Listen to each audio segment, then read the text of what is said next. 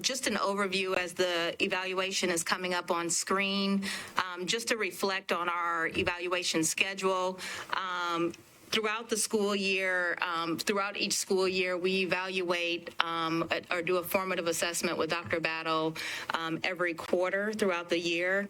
Every half semester, we do a public evaluation for the community to see where we are in the evaluation process. We had our last evaluation in February of 2024, and with our second semester, we're having that evaluation now. So this evaluation reflects the second semester of the 23-24 school year, with the final evaluation being in September or October, as we wait for the Tennessee Department of Education to release all data for us to do a complete evaluation for Dr. Battle.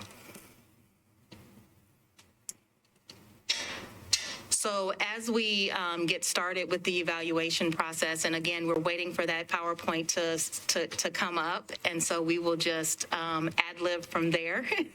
Board members will have hopefully access to that.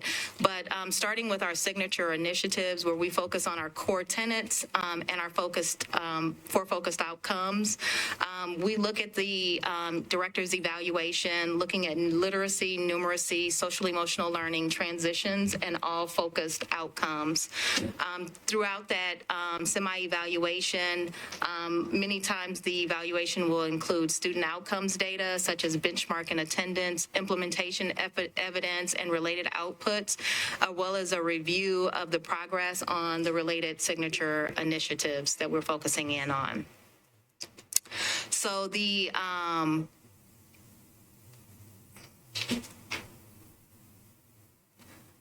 so we're going to go ahead and jump into I apologize. We're going to go ahead and jump into the focused outcomes around literacy.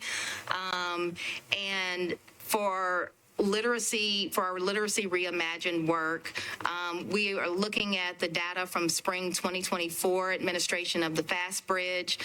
From that data, FastBridge A reading scores showed growth from fall to spring. 52.3% of students maintain and improve their percentile from fall to spring. And we've had continued strategic implementation of the Wit and Wisdom and My Perspectives curricula, with various structures and outlines highlighted from the first semester. If we're looking at also within the director's evaluation, was highlighted around the MNPS leadership plays, both then and now, and how we have refined and built on top of the leadership plays from the leadership playbook, as well as leadership resources and leadership professional development experiences. We have also implemented early literacy continuous improvement cycles, continuing to use the Tennessee Foundation skill curriculum from Wit and Wisdom. And let me pause just for a second to get us on track.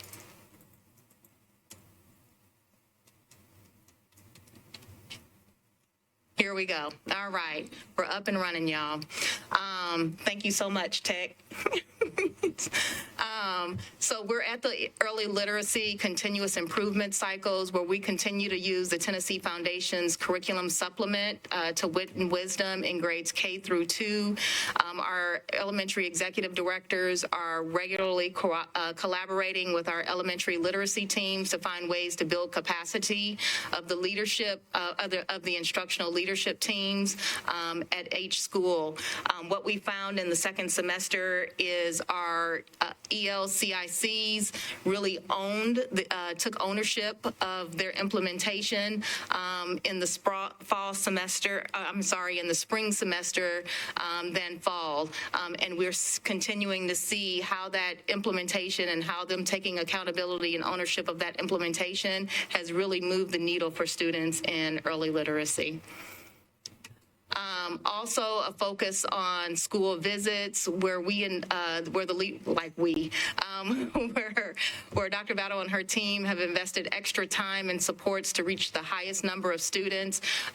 They have done similar work with visits, with additional visits to support and empower and equip instructional leadership teams with the tools necessary for continuous improvement, and they streamline feedback loops and have made positive impacts on their school visits with principals and instructional team leaders to strategically improve outcomes.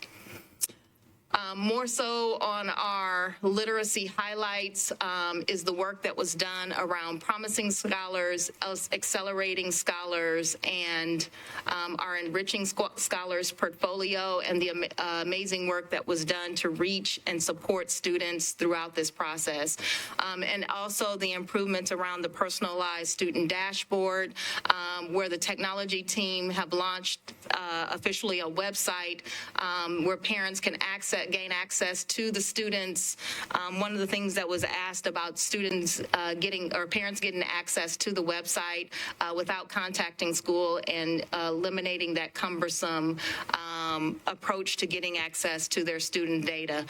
So now we have that website. We have streamlined the process and made the access easier for parents across the community.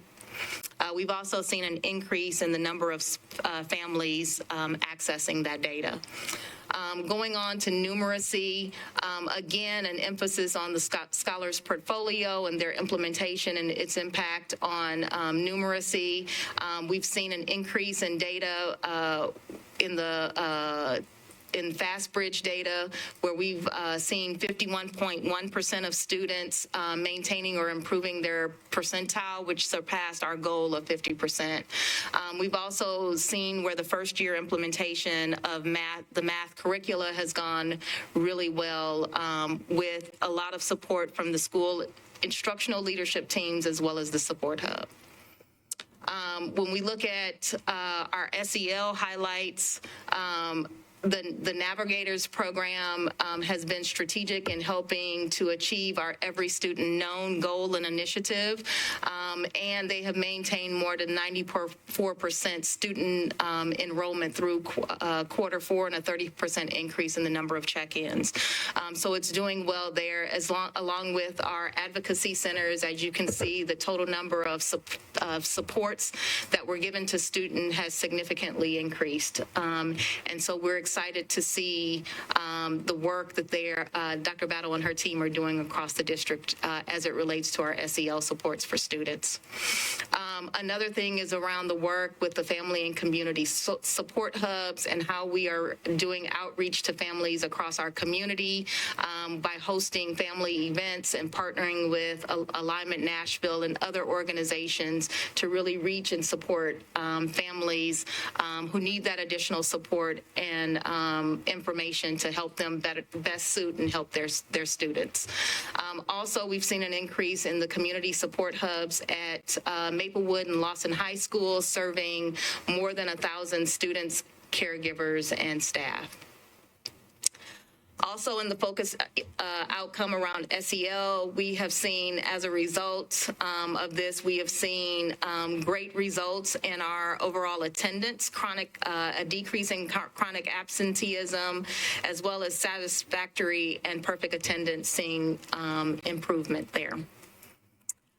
Related to our focus outcome around transitions, looking at our fifth grade transition, all fifth grade transition preparations are complete, and we roll into our final phase of transitioning fifth grade out of middle school into elementary as of next school year, or this school year. It's the fourth quarter. Oh, yeah, sorry. So that was last year. So we've done it this school year. So that transition is complete as of this year.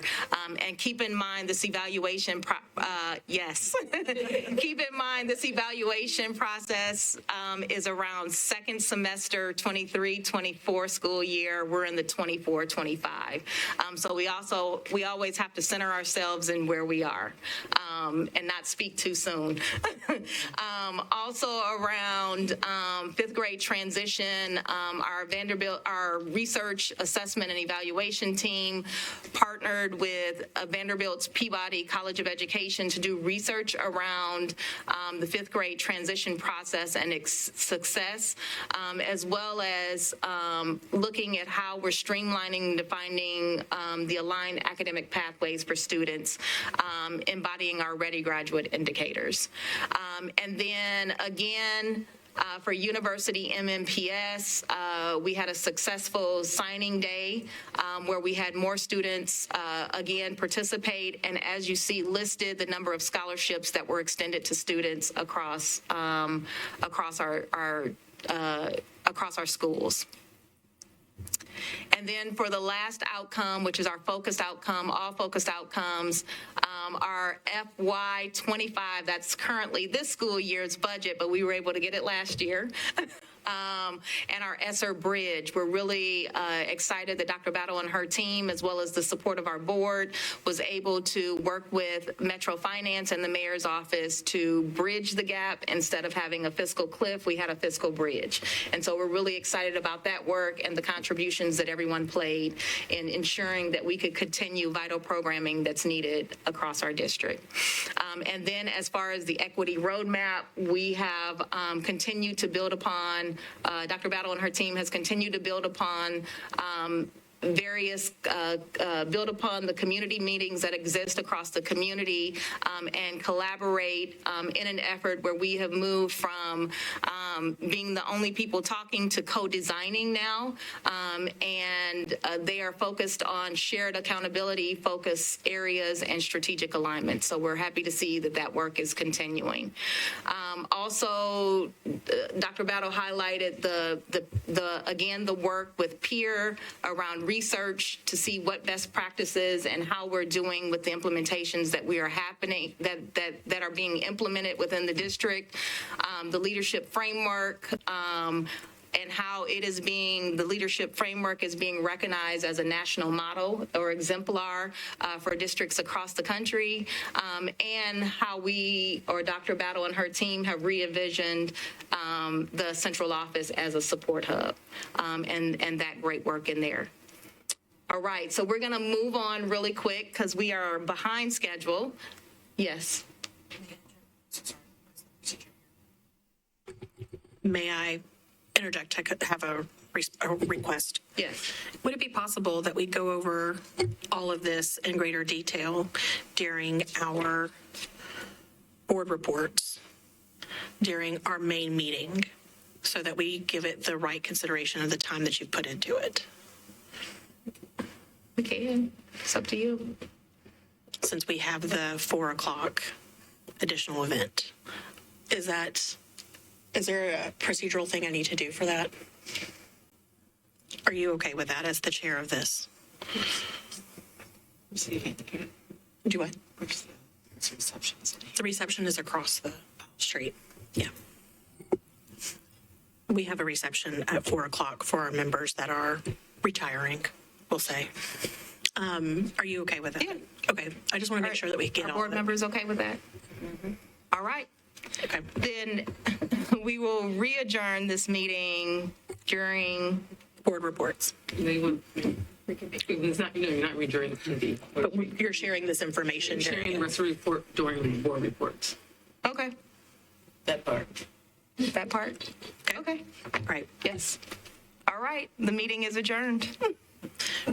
Do you want me to see if I can get that part printed for you?